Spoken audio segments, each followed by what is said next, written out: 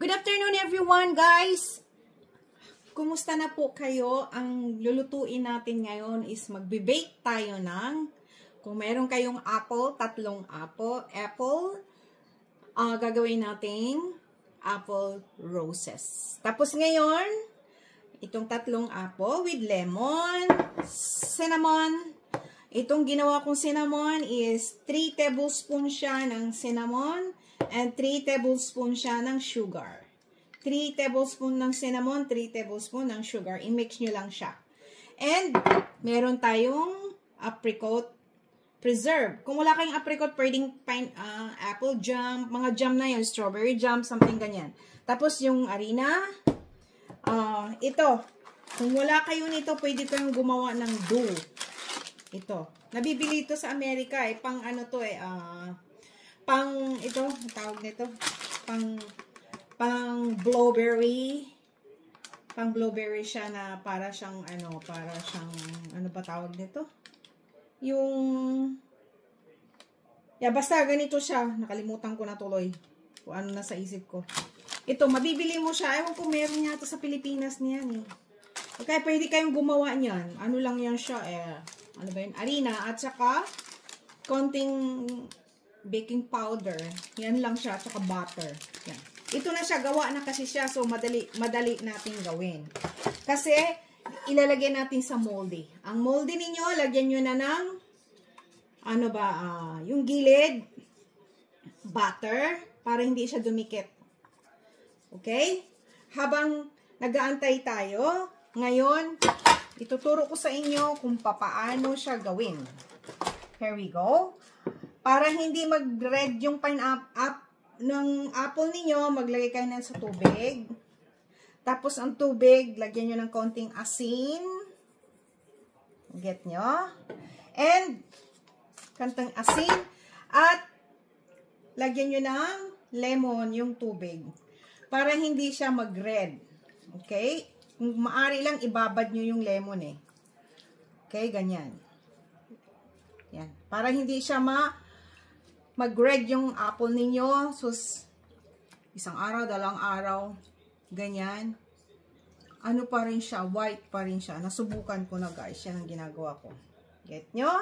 Ngayon, isa-slice na natin kung paano natin gawin ang apple. So, wait lang. Guys, hatiin nyo yung apple sa gitna. Tanggalan nyo yung itim sa gilid. And the next is tanggalin nyo yung mga buto sa loob. Paano gawin? Ganyan lang.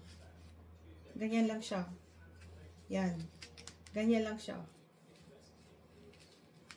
Yan. Ganyan lang siya. Para matanggal yung tigas sa loob. Yan. Ganyan lang siya. Okay? Gawin nyo lahat.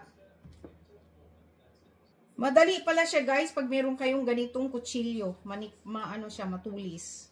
Ganyan lang oh. Bilog nyo lang. Matanggal ka agad yung mga buto-buto sa... Yung matigas sa gitna. Yan. Yan na siya. Basta ganitong gagamitin nyo. Okay? Tapos, hihiwain natin siya. Wait lang. Hihiwain natin yan siya. Panipis. Ibaba doon sa tubig na merong asin at lemon. Manipis lang guys ha. Ganyan. Ganyan ang hiwa. Babad nyo dyan. Tapos, mamaya, ano natin siya, paiinitin natin siya, palambutin natin doon sa range. Okay? Wait lang. Ito guys, oh. Ganyan lang siya. Okay? Ito na siya guys, oh. Ibabad nyo ng 5 minutes and after 5 minutes guys,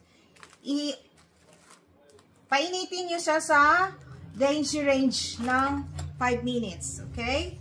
Painitin mo siya sa range ng 5 minutes. Okay? Para lumambot yung, parang iluto natin siya sa range yung apple. Para ma-roll natin ng maaga. Okay? Na malambot. Habang nag-aantay tayo guys, yung moldy ninyo, pahiran nyo ng butter. Parang ganito. Huwag yung i-melt yung butter ha, ganyan siya. Okay? Para hindi ito yung dough natin, hindi dumidikit. Yes, itong apple guys, i-range na natin siya ng, range siya ng 5 minutes. Okay? Guys, ito na. Pinalambot ko na siya ng mga 5 to 6 minutes sa range. Malambot na siya. Ingat lang guys kasi nadudurog. Okay? Ngayon, ang gagawin nyo, isa-isahin nyo yan. Pahiran nyo na, patuyuin nyo dyan sa white paper towel. Ganyan lang. Okay? Lahat yan. Isa-isa lang. Okay? Guys, ito siya i-absorb nyo yung tubig sa paper towel. Dahan-dahan lang kasi malambot na naluto masyado yung apple. Okay, mamaya. Guys, ito na siya Ngayon, bago nyo hati-hatiin yan, pahiran nyo siya ng melted butter. And budburan nyo ng cinnamon with sugar. Yan na siya. Yan. Okay. Guys, matrabaho talaga kung gagawa ka ng mga pang-merienda o something ganyan. Naku, matrabaho talaga. Kamayin mo na. The more marami siyang cinnamon with sugar, the more masarap. Okay? Yan na siya. Yan na siya. Ito, satiin nyo sa mga what do you call this? Mga ganito. Mga 2 inches. 2 inches. Hatiin nyo siya ng 2 inches. Okay? Guys, ganito i-slice nyo siya ng mga 2 inches. Ganyan. Ito sa pizza slicer to Ganyan. Ganito na ang kalabasan yan. Ito. Okay? Wait lang. So, ito na. Maglagay kayo dito sa konting apricot ha. Ito, ganyan.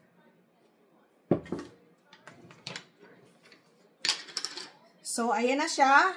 Dagdagan nyo ng cinnamon. At dito nyo na i-arrange yung apple. Ganyan.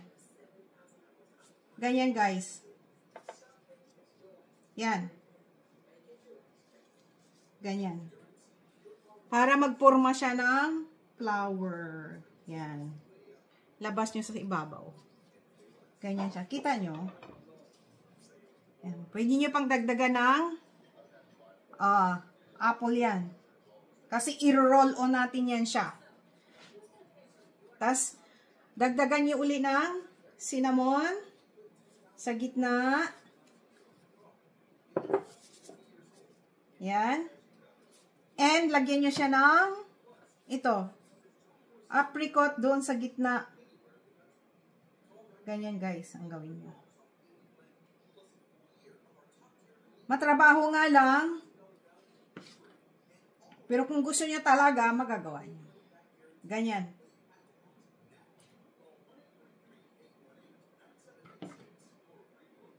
Mga messy talaga siya, Yan. Gawa muna ako ng isa, ha? Wait lang. And, i-roll on natin pa ganyan. I-roll on natin siya pa ganyan. I-roll on natin siya pa ganyan. Soft lang. Ganyan na siya. Yan na siya, Forma na siya ng bulaklak. At, ilagay nito diyan sa moldy. Ganyan. Okay, gagawin ko lahat. Wait lang. Guys, nakagawa na naman ako ng isa, Roll on nyo ulit. Roll lang. Okay.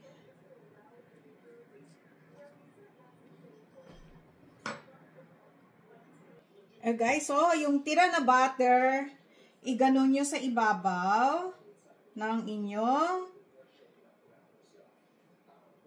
apple roses. And, budburan nyo uli ng cinnamon.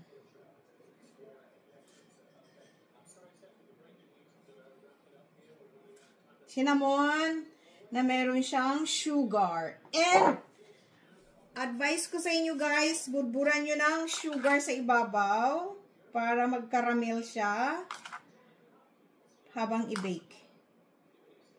Okay? May apricot na kasi siya. Matamis yan eh. Naku. Yan. Wow. Yan na siya. Matrabaho. Ayan o. So, ngayon, i-oven nyo siya ng 375 degrees sa 40 minutes or 45 minutes. Kailangan mag-brown-brown siya, okay? Balikan ko kayo. After 45 minutes. Hello guys, ito na siya. Oo, nagawa ko na. Diba?